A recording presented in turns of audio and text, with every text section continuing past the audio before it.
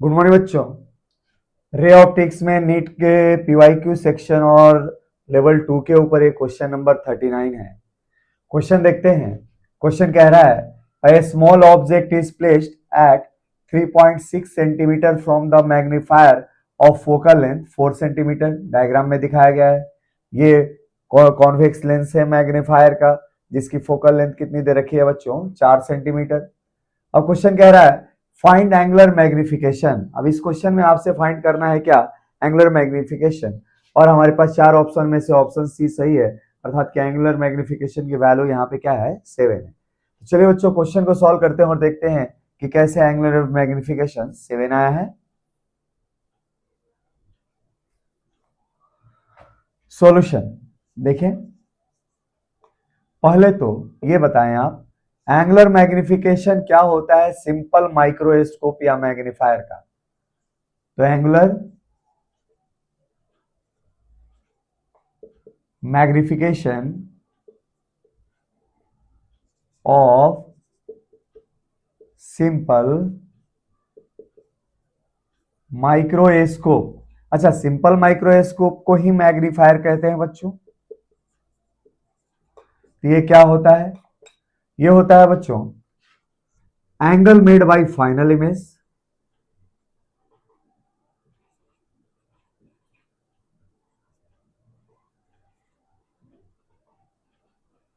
Upon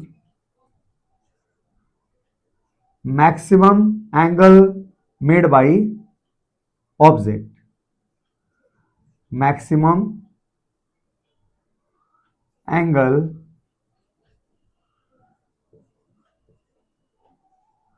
made by object on our naked eye। जब आंखों पे हम कुछ नहीं पहनते, चश्मा वगैरह या कोई इंस्ट्रूमेंट नहीं रखते, उस समय ऑब्जेक्ट के साइज के द्वारा हमारे आंखों पे बनाया गया एंगल है, मैक्सिमम वैल्यू है। अच्छा, इसके लिए क्या होता है? तो ये होता है बच्चों थीटा इस सिंबल से देंगे इमेज। और maximum angle subtended bye an object, किसी भी व्यक्ति के आंखों पे क्या हो सकता है? थीटा नॉट हो सकता है। जहां ये एंगल कब मिलता है? जब ऑब्जेक्ट नियर पॉइंट पे रखा जाता है। Theta not is obtained when object is at near point. अच्छा, नियर पॉइंट एक हेल्दी आई के लिए क्या होता है? 25 सेंटीमीटर होता है बच्चों। ठीक है, यही वैल्यू आपको फाइंड करनी है। अच्छा, डायग्राम में देखिए 4 सेंटीमीटर बच्चों फोकल लेंथ है, इसके अंदर ऑब्जेक्ट को रखेंगे तो इसका इमेज ऐसे बनेगा। अच्छा, ये जो एंगल मेड है, यही एंगल क्या है? Angle made by final image. अच्छा, ये किसके बराबर है बच्चों? तो एंगल थीटा ऑब्जेक्ट, ऑब्जेक्ट को रखने पे वो ये जो एंगल बनाता है, वही एंगल क्या है आपके लिए? थीटा ही है। तो हमारे पास डायग्राम में क्या लिख सकते हैं? थीटा डायरेक्ट ऑब्जेक्ट को जहां रख के वो एंगल मिलता है वो वैल्यू, और अपॉन थीटा नॉट। अच्छा, दिखाए गए केस में अगर एंगल छोटा है हमारे पास, इफ थीटा इज स्मॉल, जब थीटा छोटा होता है तो थीटा लगभग tan थीटा के बराबर होता है। तो ऐसी स्थिति में हम यहाँ पे क्या लिख सकते हैं? थीटा ऑब्जेक्ट के लिए tan थीटा ऑब्जेक्ट, और tan थीटा क्या होगा? Perpendicular upon base. अच्छा, मान लिया जाए ऑब्जेक्ट का हाइट क्या है? h है। h equal to height of object, जितने लेंथ का आपने ऑब्जेक्ट लिया है ओरिजिनली वो है यहाँ पे h। तो थीटा ऑब्जेक्ट क्या हो जाएगा? तो ये हो जाएगा h अपॉन जितने डिस्टेंस पे इसको रखा गया है, कितने डिस्टेंस पे रखा गया है? 3.6 अपॉन। अच्छा, किसी भी ऑब्जेक्ट को मैक्सिमम साइज में अगर देखना है तो उसको नियर पॉइंट पे रख देते हैं।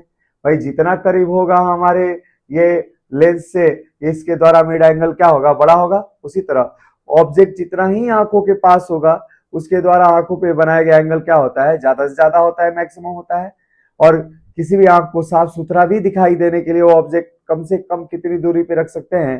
तो 25 सेंटीमीटर। तो किसी दिए गए साइज का अगर एक ऑब्जेक्ट को मैक्सिमम साइज में देखना है तो एक ही तरीका है कि उस ऑब्जेक्ट को अपनी आंखों से आप 25 सेंटीमीटर के दूरी पे रख दें। यहाँ पे थीटा नॉट क्या होगा, हाइट तो उतना ही है और दूरी के लिए हम लेंगे क्या, नियर पॉइंट डी की वैल्यू। तो ये आंसर क्या हो जाएगा, डी बाई यू हो जाएगा। अच्छा, डी की वैल्यू है 25 और u कितने डिस्टेंस पे ऑब्जेक्ट को रखा गया है, अब हमने कितना रखा है, 3.6 पे रखा है हमने, ठीक है।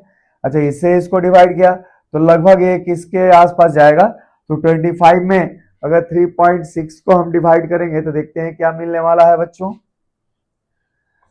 और ये वैल्यू मिलेगी 250 बटे में 36, 125 बटे में 18। अच्छा, 125 में 18 से डिवाइड कीजिए तो 6 पॉइंट क्या आएगा, ये जो वैल्यू आएगी बच्चों करके देख लीजिए 3.6, तो जो भी ये वैल्यू आएगी दैट इज योर आंसर। तो देखते हैं इस आंसर की वैल्यू क्या आती है बच्चों, ये लगभग 7 के आसपास आएगी। ये वैल्यू क्या आएगी बच्चों, लगभग यही वैल्यू 7 के आसपास आएगी। तो हमारी एंगुलर मैग्निफिकेशन इस क्वेश्चन में क्या होगा, 7 होगा। ठीक है बच्चों,